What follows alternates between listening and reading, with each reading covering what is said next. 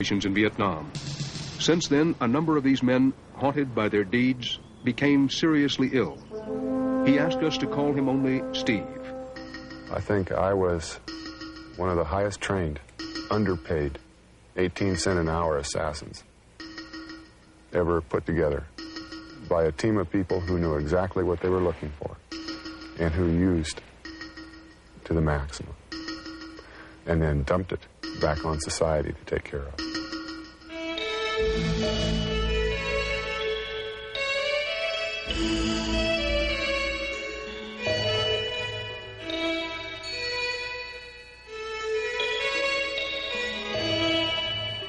In Vietnam, I saw and did the most violent, cruel things.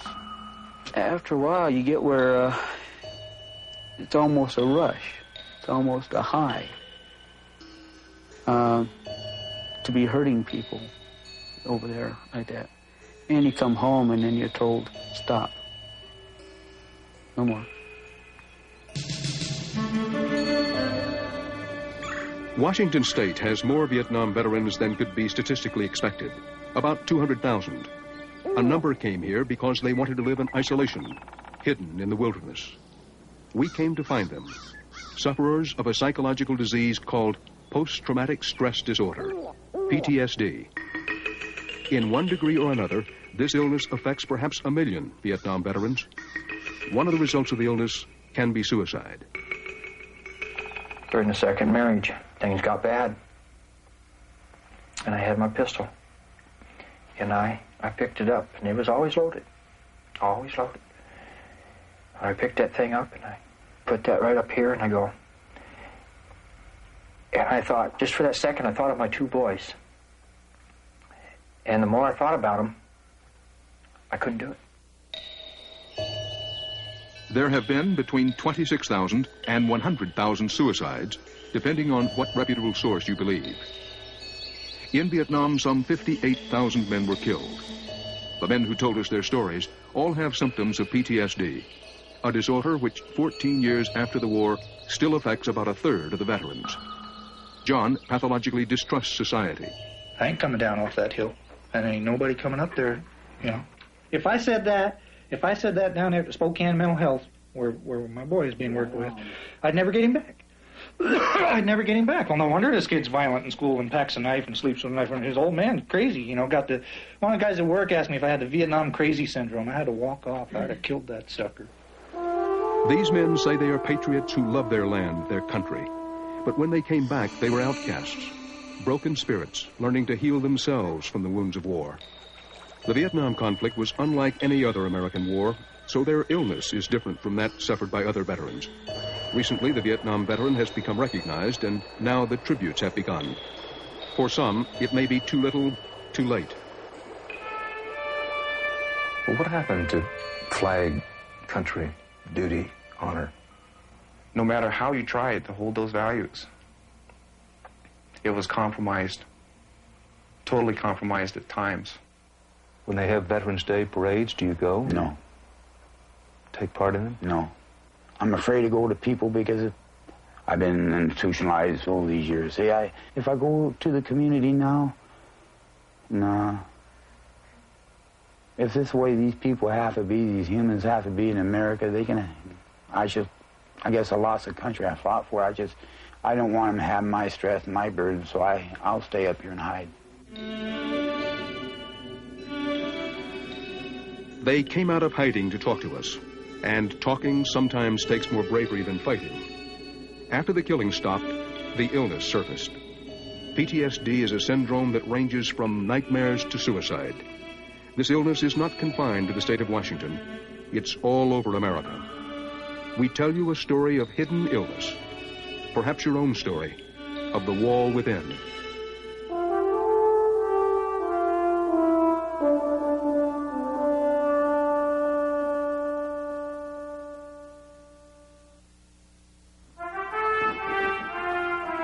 I take the weapon and raise it above my head and strike with the force of my being, blow after blow, until no more stand in my path. At age 16, Steve was a Navy SEAL, trained to assassinate. For almost 2 years, he operated behind enemy lines. Then he broke. He came home in a straitjacket, addicted to alcohol and drugs. He had PTSD. He was neither deprogrammed nor helped. When he moved back home, his mother became a victim. Well, I drank myself into a stupor so I could sleep. And she came down in the morning, grabbed a hold of my toe. I came off the bed, grabbed a hold of her blouse, cut her carotid arteries off. You grab like that and come around like this. Blood supply to the brain's cut off. Then it's permanent brain damage and in death. And I had her down on the floor, and all I was seeing was VC. That's all that was in my mind. And then I saw her face, and I let go. By the time she recuperated enough to try to say it was okay, she understood I had packed again and was on my way out the door. At age 19, he fled to the mountains. It was safe. I understand animals. Animals are not like human beings. Animals will not gobble their own. You can go up in there and sit down. Nobody knows you're here forever. It was tough up there. I hunted. I used tripwires. Okay, you want to be careful. And I'd live in logs. Because there's some things here. I'd live in stumps. It'd be real easy to camouflage yourself in here. The mountains were no cure. The anger remained. He tried to drown rage in alcohol and drugs, but the hate continued. So he turned his anger on himself and punished himself with 23 car accidents. He's now permanently crippled. He says the distortion started at the hands of military trainers who twisted his character. Put your other hand up! Put your other hand up! This rare film shows soldiers learning what to expect when captured by the enemy. Who's your chief? You're slapped a few times and asked who you are. And What's your rank? Ho Chi Minh's No rank! addresses are going on. Mao's doctrine is going on. They're beating you for days, and they'll come in, line you up against a wall, and use Kalashnikovs, AK-47s, and fire blanks at you. You don't know they're blanks. Oh, looky here, looky here! Then you're beaten, Come on, doggy! and had to crawl through a 20-foot trench of human excrement. Then they drop you into a barrel full of ice water. And the whole time, they're hitting you. They're pounding you. And then they show you pictures of a nice American family, pictures of mom, pictures of pop, little kid. Another picture of a VC, mom, pop, little kid. Bang, slaughtered family. And you start believing you're really captured.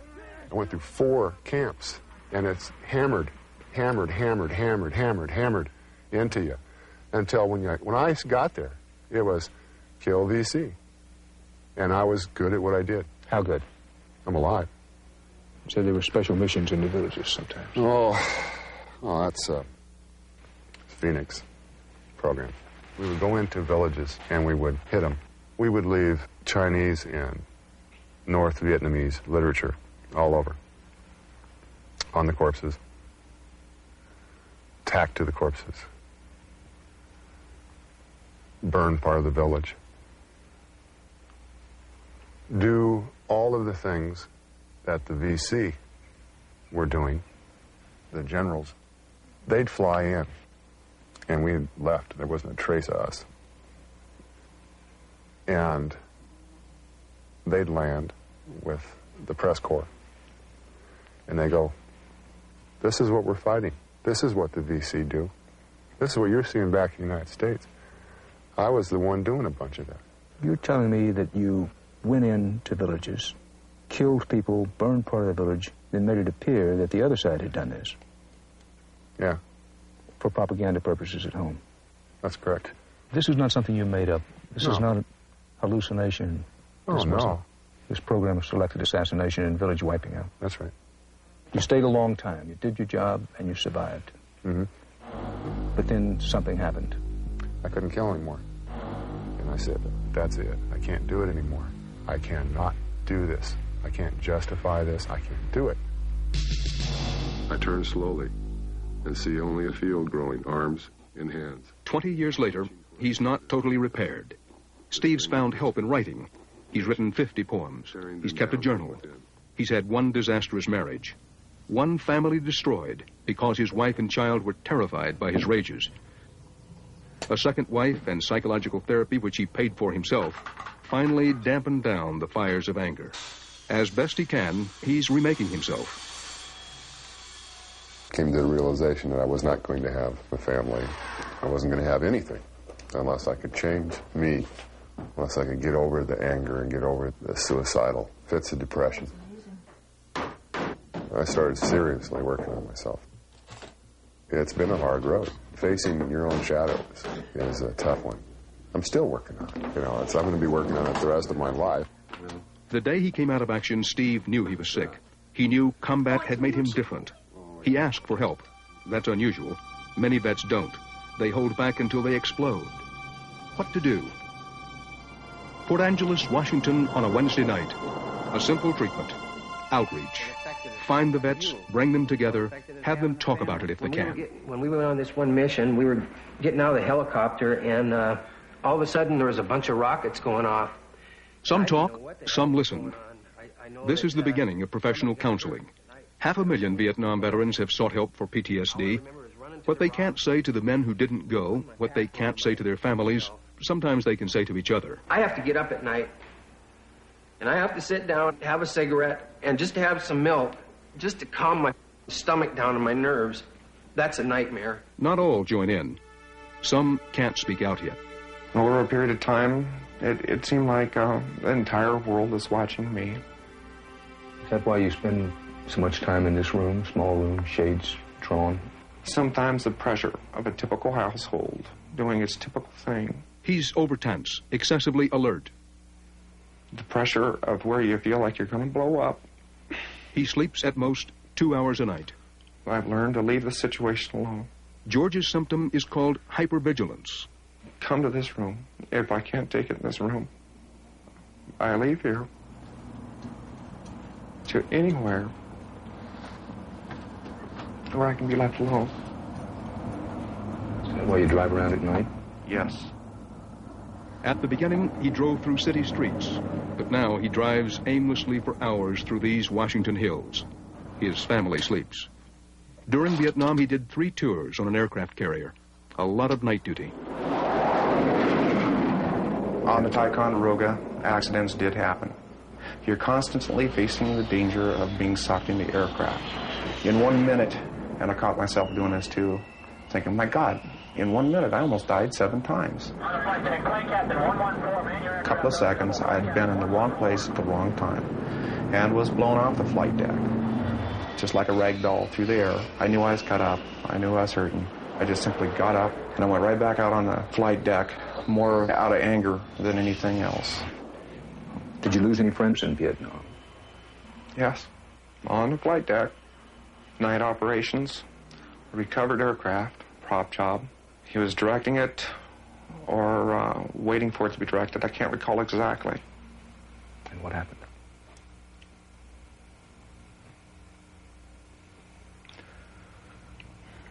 He just simply walked into the prop right next to me. Somebody for 1 nanosecond made a mistake. My attempt was too late. My attempt wasn't executed like I'd done before and before. I made the mistake of thinking what he thought, and that's what caused it. Did you reach out and try to stop him, or did you call out to him? I just reached out half-thinkingly, and because I thought that he was aware when he wasn't aware. George feels a man died because he was not alert enough. He'll never leave his guard down again. Always vigilant. That was the trauma. George tells us the aftermath. You become to feel very outcast. I felt that very strongly. And you look anywhere, really, where you fit, and it doesn't happen. It does not happen. I've found that I'm leaning real heavily of not really having anything to do with society than as absolutely necessity. At first, most psychiatrists thought men like George had weaknesses that came out of their childhood and that they would have had psychological problems even if they had not gone to Vietnam. Now, the American Psychological Association says that PTSD is a disorder brought on by the war. Had George not served, George would not be ill. That's what the people in town told us, too. Do you feel angry? Angry? I still feel angry. It was as if it was a big joke over there. You didn't feel it was worthwhile? No, definitely not. You didn't feel it was a contribution? I felt that my contribution for what I did was a total waste. Absolute, total waste. And what I did contribute, I gave my soul, my heart, and effort to where my life didn't matter over there. To that degree. 3 tours. He told more than he wanted to. Those who treat the experience say he's got to get it all out before he'll start healing. Meantime, he drives. I got to cool the feeling that not to explode and do something that I'll just be guilty for again. You're saying when you leave here and you drive out, you can put the guilt behind you, or you just don't care anymore? I quit caring. I get the feeling that I might not come back, or I just may say to hell with it and end it.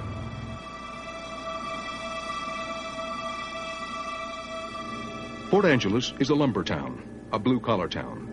One of the hardest workers at the James River Mill is Guy Iredale. Iredale is a respected name in the community, and Guy works, acts, and talks like the middle of Middle America. But there's one thing he never discusses at work, his tour of duty in Vietnam. He only talks about Vietnam at home.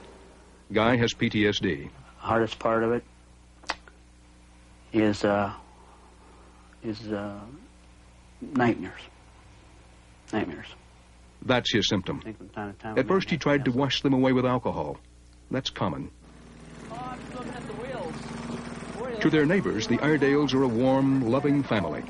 But when Guy was drunk, the repressed anger, rage, and fear were turned on his wife and 2 boys. I've done some damage in this house. You know, things I've had to fix and replace. And you just take it out on everybody, the people who are closest to you, people who are in your house. And you do things to them that they don't deserve. Can you give me an example? I can get violent. I get damn violent. And I have scared every one of them. Scared them right out of their wits. Chased them out of the house. Your wife, your children? My wife, my children. I have done that. What's the worst thing you did to your wife? I don't want to tell you that. Does that scare you? It must. Sure. Side of me that I don't like. The scary side. I'm not proud of it. He's sober now. The family is safe from attack. The loving, caring husband and father is back from the war. I'm going to be a nice guy, and it's the last time I'm going to do this for you, okay? Gonna pay You know, I attention. told you I was going to put you in check, right? Yeah. He found a way to tame the nightmares without alcohol. Somebody told me once, if you have a nightmare, you write it down or you draw it. That way it'll stay away from you. Behind the house is a garage. In the back of the garage, in a corner, is a very private place. The family doesn't go there because it's all his. There's a dark that leads to some burlap curtains, and behind the burlap, there's no electricity. That's where Guy took us. He's drawn Vietnam. Here's his PTSD. That's Gunnery Sergeant Robinson. He had his face blowed off. So I put it there. That's my man Hamlet. Carried him down off this mountain. Kept telling him, "You're gonna be all right, Bob." No shot, no heart. Now, what about this? That's a nightmare. It's the ambush. See, we come in here, and these men got out in front of this big boulder, and they got cut down real fast. And we come in, and there's a man here who'd been shot through both elbows, and another guy had been shot through the shoulder. And the guy had been shot through both elbows. He was screaming, crying. And we were stuck right there all day. Everybody pinned down and everybody dead. Lieutenant come to me and he told me, "You got to go up and get Hamlet." The gunny got his face blown off trying to go up and get Hamlet. And I've seen it happen. Seen that happen. That was terrible. That was terrible. I couldn't get myself to go up there and do that. I tried. I got within about 20 yards of him. 20 yards. And behind this rock. And he sat there, leaning up against the bank. And he looked at me, waiting for me to come and get him. I couldn't do it.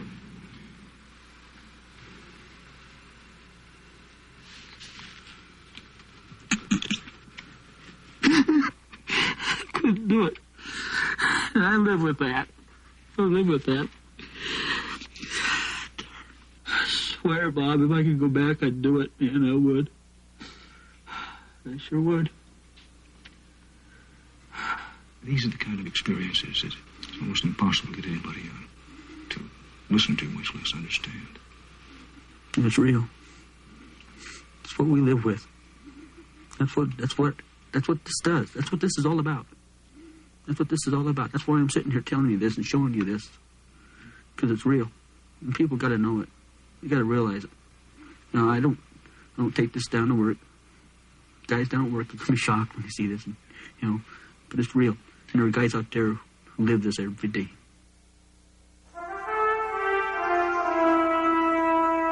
The Vietnam War was a war with a difference. We fought an unseen enemy in a small, hot country, and we lost.